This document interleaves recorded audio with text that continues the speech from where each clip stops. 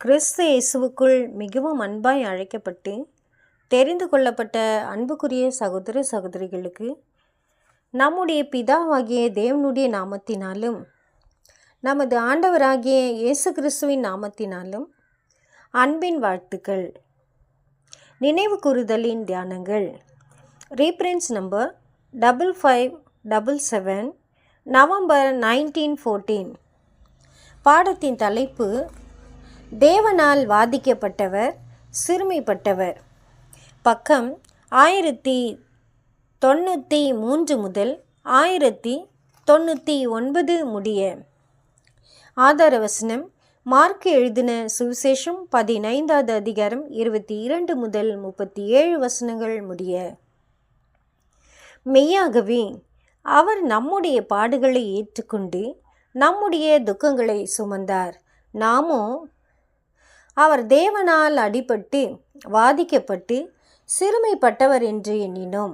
ஏசாயா 53வது அதிகாரம் 4வது வசனம்.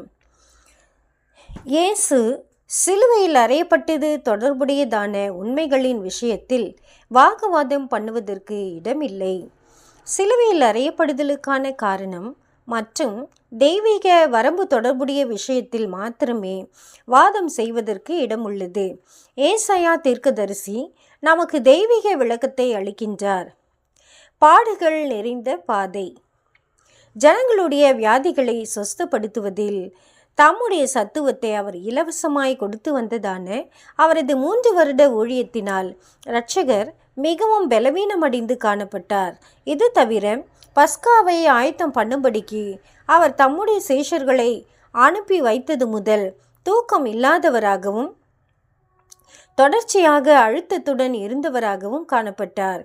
இந்த ஒரு வேளையில்தான் பஸ்கா தொடர்புடையதான துயரமான அனுபவங்களும் நினைவு கூறுதலின் ராபோஜனம் நிறுவப்படுதலும் கெத்சமேனுக்கு நேரான பிரயாணமும் அங்கு வியாகுலமும் பலவீனம் அடைந்தலும் பிரதான ஆசாரியனால் நடத்தப்பட்ட ஆலோசனை சங்க விசாரணையும் ஏரோதின் முன்னிலையிலும் பிலாத்துவின் முன்னிலையிலும் நடைபெற்றதான விசாரணைகளும் சவுக்கடிகள் முதலானவைகளும் நடைபெற்றன. இவைகள் அனைத்துமே அவருக்கு தொடர்ந்து அழுத்தம் கொடுத்ததாகவே இருந்தது.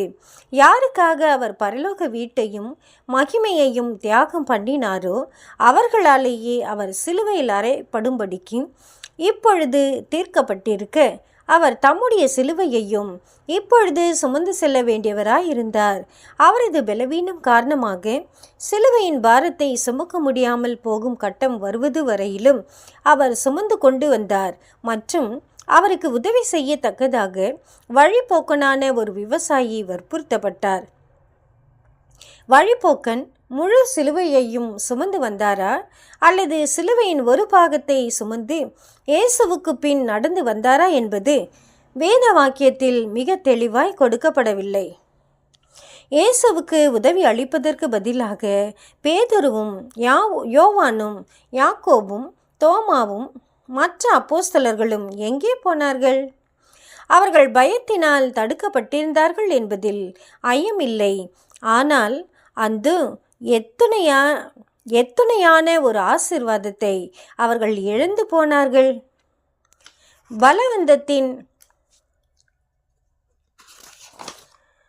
காரணமாக சிலுவையை சுமந்த சிரேனே ஊர் விவசாயியானவன் அந்த ஒரு வேளையின் போதான அனுபவங்களின் வாயிலாக இரட்சகருடைய செய்தியினை உண்மையை தனது இருதயத்தில் பதிய பெற்றுக்கொண்டதன் மூலம் நசரேயனின் பின்னடியார்களில் ஒருவராக பிற்பாடு ஆனார் என்று பாரம்பரியமானது தெரிவிக்கின்றது. அழுது கொண்டிருந்த ஸ்திரீகள் சுற்றி கூட்டம் கூடி நின்றார்கள் மற்றும் அவர்களில் எவரும் உதவிக்கரம் நீட்டவில்லை என்று நாம் எண்ணுகின்றோம். அவர்களை நோக்கி இயேசு, நீங்கள் எனக்காக அழாமல் உங்களுக்காகவும் உங்கள் பிள்ளைகளுக்காகவும் அழுங்கள் என்றார்.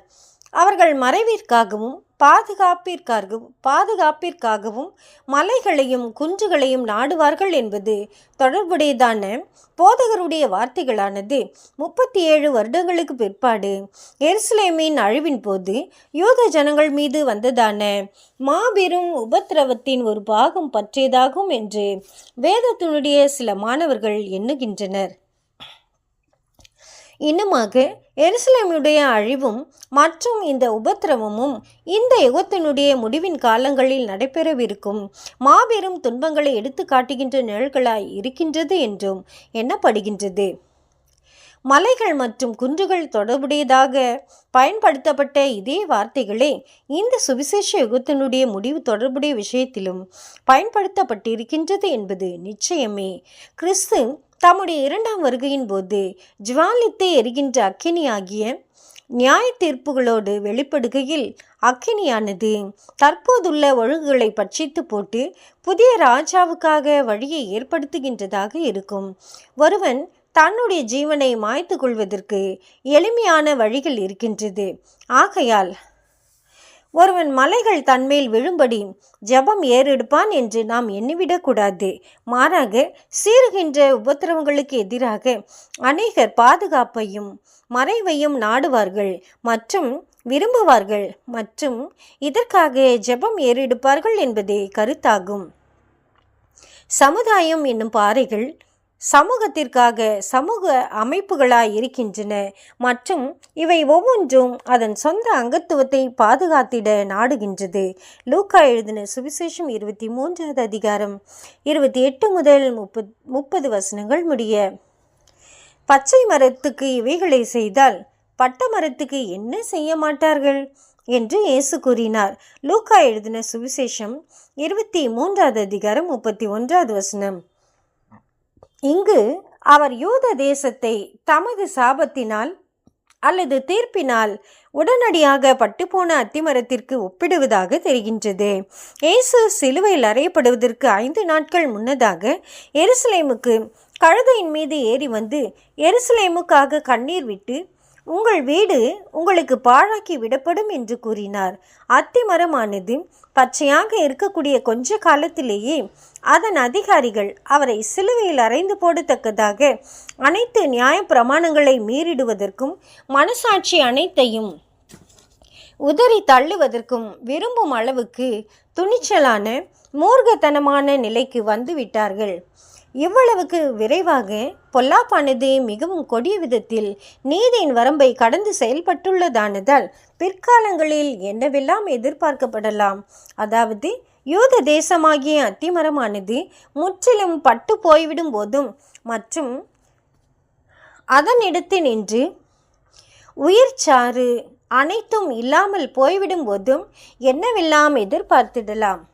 இது போலவே இந்த யுகத்தினுடைய முடிவிலும் கிறிஸ்துவின் சரீரமாகிய சபையானது பரிசுத்தவான்கள் ஆனவர்கள் கொடுமைக்கு ஆளாக்குவார்கள் மற்றும் இப்படியாக பூமியின் உப்பானது எடுத்து விடப்படும் மற்றும் உடனடியாக பரவலாய் சீர்கேடாகிய ஒழுங்கின்மை தொடங்கும்.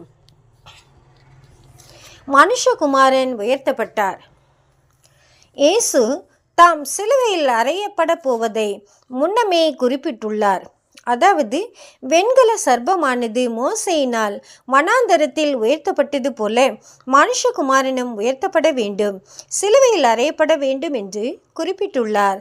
இப்படியாக வெண்கல சர்ப்பமானது இயேசுவுக்கு ஒரு நிழலாக பயன்படுத்தப்பட்டது. அவர் உண்மையில் பரிசுத்தரும் குற்றமற்றவரும் மாசில்லாதவரும் ஆவார். ஆனால் அவர் பாவியின் ஸ்தானத்தை எடுத்தார். அவர் பாவி போன்று நடத்தப்பட்டார். நியாயப்பிரமாணத்தின் கீழ் கடுமையானதொரு தண்டனையாக காணப்படுவது சிலுவையில் அறையப்படுதல் ஆகும். மரத்திலே தூக்கப்பட்ட எவனும் சபிக்கப்பட்டவன் ஆவான். ஆகையால் இயேசு நமக்காக சாபத்திற்குள்ளானார் என்று அப்போஸ்தலன் குறிப்பிட்டுள்ளார். கலாத்தியர் 3வது அதிகாரம் 13வது வசனம். அவர் பாவம் அறியாதவராக இருந்த போதிலும் அவர் பாவியினுடைய ஸ்தானத்தை எடுத்துக்கொண்டார். வேத வாக்கியங்களின்படி இயேசு நம்முடைய பாவங்களுக்காக மரித்தார். பிதாவே, இவர்களுக்கு மன்னியும், தாங்கள் செய்கிறது இன்னதென்று அறியாதிருக்கிறார்களே என்றதான வார்த்தைகள் கருத்தில் எடுத்துக்கொள்ளப்பட வேண்டாம். ஏனெனில் இவைகள் பழைய கிரேக்க மூல பிரதிகளில் இடம்பெறுவதில்லை. இன்னுமாக யூதர்களுடைய பாவங்களானது தண்டனையை கொண்டு வரும் என்பதையும் இயேசு அறிந்திருக்க வேண்டும். தேவன் அவர்களை தண்டிப்பார் என்றும் அவர்களது பட்டணத்தை சுட்டெரித்து போடுவார் என்றும் இயேசு தம்முடைய உவமையில் முன்னுரைத்துள்ளார். லூக்கா எழுதின சுவிசேஷம் 20வது அதிகாரம் 14 முதல் 16 வசனங்கள் முடிய. உங்களுக்காக அழுங்கள் என்ற வார்த்தையானது யூதர்கள் தங்கள் பாவங்களுக்காக தண்டனை பெற்றுக்கொள்வார்கள் என்பதையும், இந்த பாவமானது அவர்களுக்கு முழுமையாய் மன்னித்து விடப்படுவதில்லை என்பதையும் தெரிவிக்கின்றதாய் இருக்கின்றது. யூதர்கள் தெய்வீக தயவினின்று இப்பொழுது வரைக்கும் 18 நூற்றாண்டுகளாக துண்டிக்கப்பட்டவர்களாக காணப்படுகின்றார்கள் என்பதை நாம் அறிவோம். இந்த பிரகாரமான தெய்வீக ஏற்பாடுகள் தொடர்புடைய அனைத்திலும் பிதாவுடன் இயேசு முழு இசைவுடன் காணப்பட்டார் என்றும், தெய்வீக சித்தத்திற்கு எதிராக எதையும் இயேசு வேண்டிக் கொள்ளவில்லை என்றும் நாம் எடுத்துக்கொள்வது சரியே. இயேசுவை யூதர்கள் புறக்கணித்த காலத்தில் அவர்கள் மீது வந்த உபத்திரவம் பற்றிதான மேற்கூறிய காரியத்தை பரிசுத்தவானாகிய பவுலும் குறிப்பிட்டுள்ளார். அதாவது, அவர்கள் குறித்து எழுதப்பட்டுள்ளதான அனைத்தும் நிறைவேறி தீரத்தக்கதாக அவர்கள் மேல் கோபாக்கினை பூரணமாய் வந்திருக்கின்றது என்பதாகும். 1 தெசலோனிக்கேயர் 2வது அதிகாரம் 14 முதல் 16 வசனங்கள் முடிய. இன்னொரு பக்கம், யூதர்களுக்காகவும் இயேசு தம்முடைய ஜீவனை கொடுத்தவராக காணப்படுவதினால் தேவனுடைய பிரதிநிதி என, அவரது குமாரர் என யூதர்களிடத்தில் அனுப்பி வைக்கப்பட்டவரை கொன்று போட்டுதான மாபெரும் பாவத்தின் காரணமான தண்டனையினால் அவர்கள் தண்டிக்கப்பட வேண்டாம் என்று இயேசு விரும்ப மாட்டார் என்பதில் நமக்கு நிச்சயமே. இப்படிப்பட்டதான துணிகரமான பாவத்திற்குரிய நீதியான தண்டனை என்பது முற்றிலுமாய் அழிக்கப்படுவதாக இருக்கும் என்பதில் சந்தேகமில்லை. ஆனால் அப்போஸ்தலனோ நீதியை குறித்து இல்லாமல் மாறாக நன்மையானவைகளை இயேசுவின் இரத்தம் பேசுகின்றதென சுட்டி காட்டுகின்றார். எபிரேயர் 12வது அதிகாரம் 24வது வசனம். இயேசுவின் இரத்தமானது உலகத்தாருக்காக மாத்திரமல்லாமல் யூதர்களுக்காகவும் பாவங்களுக்கான மன்னிப்பை பேசுகின்றது. அந்த இரத்தமானது 1000 வருட ராஜ்யத்தின் போது தேவனுடன் ஒப்புரவாகி கொள்வதற்கான முழு வாய்ப்பை குறித்து பேசுகின்றது. கொஞ்சம் அறியாமையின் காரணமாக யூதர்கள் தங்கள் நடத்தைக்கு முழு பொறுப்பாளிகளாய் இருக்கவில்லை என்ற கருத்தை பரிசுத்தவானாகிய பேதுரு உறுதிப்படுத்துகின்றார். யூதர்கள் சிலரை நோக்கி அவர் கூறினதாவது: சகோதரரே, நீங்களும் உங்கள் அதிகாரிகளும் அறியாமையினாலே இதை செய்தீர்கள் என்று அறிந்திருக்கிறேன். அப்போஸ்தலருடைய நடபடிகள் 3வது அதிகாரம் 17வது வசனம். ஏனெனில் அறிந்தார்களானால் ஜீவாதிபதியை அவர்கள் சிலுவையில் அறைய மாட்டார்களே. அப்போஸ்தலருடைய நடபடிகள் 3வது அதிகாரம் 15 முதல் 17 வசனங்கள் முடிய. தேவனுடைய ஏற்ற வேளையில் முழு உலகத்தின் புரிந்து கொள்ளுதலுடைய கண்கள் திறக்கப்படும் என்று சகரியா தீர்க்கதரிசி நமக்கு காட்டுகின்றார். அனைவரும் காரியங்களை வித்தியாசமாய் பார்ப்பார்கள் மற்றும் யூதர்கள் குறித்தும் விசேஷமாய் குறிப்பிடப்பட்டுள்ளது. அதாவது, அவர்கள் தாங்கள் குத்தினவரை என்று குறிப்பிடப்பட்டுள்ளது. நான் தாவீது குடும்பத்தாரின் மேலும் எருசலேம் குடிகளின் மேலும் கிருபையின் ஆவியையும் விண்ணப்பங்களின் ஆவியையும் ஊற்றுவேன். அப்பொழுது அவர்கள் தாங்கள் குத்தின என்னை நோக்கி பார்த்து, தங்கள் சிறந்த நண்பனை, தங்கள் மீட்பரை தாங்கள் மோசமாய் நடத்தி உள்ளனர் என்று உணர்ந்து, ஒருவன் தன் ஒரே பேரானவனுக்காக புலம்புகிறது போல எனக்காக புலம்பி, ஒருவன் தன் தலைச்சன் பிள்ளைக்காக துக்கிக்கிறது போல எனக்காக மனம் கசந்து துக்கிப்பார்கள். சகரியா 12வது அதிகாரம் 10வது வசனம்.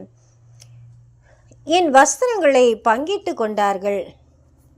இயேசு மரித்து கொண்டிருக்க நெய்யப்பட்டிருந்ததான அவருடைய வஸ்திரத்திற்காக சீட்டு போட்டும் இன்னுமாக அவரது மற்ற உடைகளை தங்களுக்குள்ளாக பங்கிட்டு கொண்டதுமான உண்மையின் வாயிலாக ரோம போர் சேவகர்களுடைய கல்லான இருதய தன்மை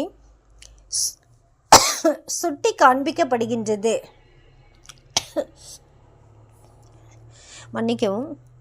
1000 வருட ராஜ்யத்தின் விளைவாக கல்லான இருதயங்கள் மாற்றப்பட்டு உருக்கமான இருதயங்கள் கொடுக்கப்படும் என்ற தேவனுடைய வாக்குத்தத்தத்தை நாம் பெற்றிருக்கின்றோம்.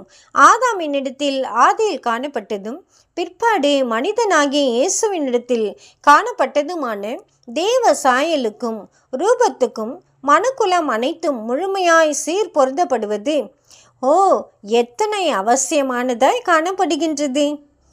இயேசுவோடு கூட அவரது 2 பக்கங்களிலும் அதே வேளையில் தண்டனை நிறைவேற்ற பெற்ற 2 குற்றவாளிகளிலும் உலகத்தினுடைய மனப்பான்மையானது வெளிப்படுத்தப்படுகின்றது. இயேசுவனுடைய சிலுவையின் மேல் யூதர்களுடைய ராஜா என்று எழுதி தொங்கவிடப்பட்டிருந்தது. துன்பத்தில் காணப்பட்டு ஒரு குற்றவாளி இயேசுவை வஞ்சகன் என்று தூஷித்து இயேசு தம்மையும் மற்றும் தங்களையும் ரட்சித்து கொள்வதின் மூலம் தம்முடைய வல்லமையை எதை ஆகிலும் வெளிப்படுத்திவிட வேண்டும் என்று கூறி நகைத்தான். இயேசு தம்மை ரட்சித்து கொள்வாரானால் அவர் உலகத்தினுடைய இரட்சகராக முடியாது என்பதை அந்த கள்வன் கொஞ்சமும் அறியாதிருந்தான். மற்ற கள்வனோ இயேசு தவறு எதுவும் செய்யவில்லை என்றும் அவர் அநியாயமாய் குற்றம் சாட்டப்பட்டுள்ளார் என்றும் கூறி இயேசுவுக்கு ஆதரவு கொடுத்தான். பின்னர் இயேசுவை நோக்கி தான் பேசின இரக்கமான வார்த்தைகளுக்காக கைமாறு ஒன்றை கேட்டுக்கொண்டதின் வாயிலாக அவர் மீதான தனது விசுவாசத்தை வெளிப்படுத்தினான். இயேசுவை நோக்கி, ஆண்டவரே, நீர் உம்முடைய ராஜ்யத்தில் வரும்போது அடியேனை நினைத்தருளும் என்றான். லூக்கா எழுதின சுவிசேஷம் 23வது அதிகாரம் 42வது வசனம். அந்த பாவப்பட்ட கள்வனானவன் இயேசு தம்மை ராஜா என்று சொன்னதை அறிந்திருந்தான். இயேசுவிடம், நீர் ராஜாவோ என்று கேள்வி கேட்கப்பட்ட போது கள்வன் அவர் அருகில் நின்று கொண்டிருந்தான் மற்றும் என் ராஜ்யம் இவ்வுலகத்திற்குரியதல்ல என்று அவர் பதில் கூறினதையும் கள்வன் கேட்டான். இயேசு தோற்றத்திலும் பண்புகளிலும் மிகவும் சிறந்தவராக காணப்பட்டபடியால் அவர் ராஜாவாய் இருப்பதற்கு பாத்திரமானவர் என்று கள்வன் அடையாளம் கண்டு கொண்டான். இயேசு சொல்லுகிறபடி அவர் உண்மையிலேயே ராஜாவாக இருப்பாரோ? இவர்தான் மேசியா என்று இறுதியில் நிரூபணமாகுமோ? ஆகையால் உண்மையை ஆகிலும் சொல்லுவோம் மற்றும் இவர் சார்பில் ஒரு வார்த்தையை ஆகிலும் சொல்லுவோம் மற்றும் இவர் தமது ராஜ வல்லமையை அடையும் போது என்னை தயவாய் நினைவு கூறுங்கள் என்று வேண்டுதலாவது செய்வோம் என்று கள்வன் எண்ணி செய்தான். இயேசுவின் பதிலானது கடந்த காலங்களில் நம் அனைவராலும் பொதுவாக மிக தவறாய் புரிந்து கொள்ளப்பட்டிருந்தது. அன்றைய தினமே கள்வன் ராஜ்யத்தில் தம்மோடு கூட காணப்படுவான் என்று அவர் வாக்களித்ததாக நாம் எண்ணினோம். ஆனால் மற்ற வேத வாக்கியங்களையும் பார்க்கும்போது இயேசு அன்றைய தினம் ராஜ்யத்தில் இல்லாமல் மாறாக யோசேப்பினுடைய புதிய கல்லறையில் காணப்பட்டார் என்றும் 3வது நாள் வரையிலும் அவர் மரணத்திலிருந்து, சியோலிலிருந்து, ஹேடேஸிலிருந்து, கல்லறையிலிருந்து உயிருடன் எழுந்திருக்கவில்லை என்றும் தமது உயிர்த்தெழுதலுக்கு பிற்பாடும் கூட அவர் மரியாளிடம், நான் இன்னும் என் பிதாவினிடத்திற்கும் உங்கள் பிதாவினிடத்திற்கும் என் தேவனிடத்திற்கும் உங்கள் தேவனிடத்திற்கும் ஏறப்போகிறேன் என்று கூறினார் என்றும் நாம் அறிவோம். அப்படியானால் தாமும் கள்வனும் அன்றைய தினமே பரதீசில் காணப்படுவார்கள் என்று இயேசு சொல்லி இருந்திருக்க முடியாது. இதோ உண்மையான விளக்கம். விழுகையின் காரணமாக 6000 வருடங்களுக்கு முன்னதாக தொலைந்து போனதான பரதீசானது மேசியாவினால் அவரது மகிமையான ராஜ்யத்தில் திரும்ப கொடுக்கப்படும். அப்போதுதான், அதாவது நீர் உம்முடைய ராஜ்யத்தில் வரும்போது கள்வன் தன்னை நினைந்தருளும்படிக்கு வேண்டிக் கொண்டான். மரித்தது முதல் கள்வன் மேசியாவின் ராஜ்யம் வரும் காலத்திற்காக மரணத்தில் நித்திரை பண்ணி காத்து கொண்டிருக்கின்றான். இயேசு கொடுத்த பதிலானது முழு இசைவுடனே காணப்படுகின்றது. ஆமேன், அப்படியே ஆகட்டும் என்று பதில் அளித்தார். இன்றைக்கு எனக்கு ஓர் இன்றைக்கு எனக்கு ஒரு நண்பன் இல்லாத இந்த நாளில் மற்றும் எனக்கு ஒரு ராஜ்யம் இருக்கும் என்று தோன்றுவதற்கு அனுகூலமாய் எதுவும் இராதது போன்று காணப்படும். இன்றைக்கு நான் உன்னிடம் கூறுகின்றேன், நான் உனக்கு மெய்யாகவே சொல்லுகின்றேன், நீ என்னுடனே கூட பரதீசில் இருப்பாய். லூக்கா எழுதின சுவிசேஷம் 23வது அதிகாரம் 43வது வசனம். சரியான மொழியாக்கம். உலகை பரதீசாக மாற்றும் பணியை இயேசுவின் ராஜ்யமானது விரைவில் ஆரம்பித்துவிடும். மரணத்தில் நித்திரை பண்ணி கொண்டிருக்கின்ற மரணத்தில் நித்திரை பண்ணி கொண்டிருக்கின்றதானவர்களின் உயிர்த்தெழுதலின் போது அந்த கள்வனும் ஆண்டவரினால் நினைவு கூறப்படுவான். சந்தேகத்திற்கிடமின்றி அந்த கள்வன் பரதீசில் பெரும் ஆசீர்வாதத்தை அடைகிறவனாய் இருப்பான். காரணம், அவன் சிலுவையில் ஆறுதலான வார்த்தைகளை பேசினதாலும் மற்றும் அவனுடைய வார்த்தைகளானது அவன் உருக்கமான மற்றும் தவறுக்காக மனம் வருந்துகிற இருதயம் உடையவன் என்பதை சுட்டி காட்டுகின்றதாய் விசேஷமாய் இருப்பதாலும் ஆகும். இப்படிப்பட்ட இருதய நிலைமை உடையவர்களே ராஜ்யத்தில் ஆசீர்வாதங்களை முதன்மையாய் பெற்றுக்கொள்கின்றவர்களாய் இருப்பார்கள். இயேசு தமது தாயாரை தமது சீஷனாகிய யோவானிடத்தில் ஒப்படைத்த காரியமானது மரியாளுடைய கணவனாகிய யோசேப்பு உயிரோடு இல்லை என்பதை தெரிவிக்கின்றதா இருக்கின்றது. இப்படியாக அவர் ஒப்படைத்த காரியமானது அவரது உச்சகட்டமான பாடுகளுடைய வேளையின் போது அவரது அன்புக்குரியவர்களின் நலன் குறித்து போதகருடைய ஆழ்ந்த கவனத்தை நமக்கு காண்பித்து தருகின்றது. போதகர் மரிக்கும்போது, என் தேவனே ஏன் என்னை கைவிட்டீர் என்பதான அவரது வார்த்தைகளானது அவர் தம்மை பரமபிதா என்று சொல்லாமல் மாறாக தேவனுடைய குமாரன் என்று சொல்வதை நமக்கு உறுதிப்படுத்துகின்றது. இது போதகர் எந்த அளவுக்கு முழுமையாய் பாவியினுடைய தண்டனையை அனுபவித்திட்டார் என்பதையும் நமக்கு சுட்டி காட்டுகின்றதா இருக்கின்றது. பாவத்திற்கான தண்டனை என்பது மரித்து போவதாக மாத்திரம் காணப்படாமல் இன்னுமாக தேவனுடனான ஐக்கியத்திலிருந்து துண்டிக்கப்படுதலையும் உள்ளடக்குகின்றதா இருக்கின்றது. பாவியினுடைய ஸ்தானத்தை எடுக்கும் இயேசு ஒரு கணமாகிலும் பாவியினுடைய உறவு துண்டிக்கப்பட்ட அந்நியனாக்கப்பட்ட நிலையினை முழுமையாக அனுபவித்தாக வேண்டும். முடிந்தது என்று போதகர் கூறின வார்த்தைகளானது முந்தின நாளன்று அவர் கூறியிருந்த வார்த்தைகளை நமக்கு நினைப்பூட்டுகின்றதா இருக்கின்றது. அது என்னவெனில், ஆகிலும் நான் முழுக வேண்டிய மரணத்திற்குள்ளான ஒரு ஸ்தானம் உண்டு. அது முடியும் அளவும் முடிவது வரையிலும் எவ்வளவோ சிரமப்பட்டு நெருக்கப்படுகிறேன். லூக்கா எழுதின சுவிசேஷம் 12வது அதிகாரம் 50வது வசனம். பிதாவே, உம்முடைய கைகளில் என் ஆவியை ஒப்புவிக்கிறேன் என்ற வார்த்தைகளானது இயேசு தம்முடைய ஜீவனை ஒப்புவிக்கின்றார் என்றும் அவர் பெற்றிருந்ததான ஜீவனுக்கான ஆவி என்பது அவரது முந்தின நிலைமையிலிருந்து இப்போதுள்ள மனித நிலைக்கு மாற்றப்பட்ட ஒன்று என்றும் உள்ள உண்மைகளை நமக்கு நினைப்பூட்டுகின்றதா இருக்கின்றது. ஆதாம் போன்று ஜீவனுக்கான அவரது உரிமையை அவர் இழந்து காணப்படவில்லை. ஆகையால் அவரால் அந்த ஜீவனை தமது சொந்த ஆவி என்று சொல்ல முடிந்தது. அதை ஜீவனுக்கான அவரது உரிமை என்றும் அவரால் சொல்ல முடிந்தது. உயிர்த்தெழுதலில் அது அவருக்கு மீண்டுமாக கொடுக்கப்படும் என்ற தெய்வீக வாக்குத்தத்தத்தின் காரணமாக அவர் கொஞ்சம் காலம் அதை ஒப்புவித்தவராகவும் சரணடைய பண்ணினவராகவும் மாத்திரம் காணப்பட்டார். தேவன் தாமே இந்த வார்த்தைகளை ஆசிர்வதிப்பாராக. ஆமேன்.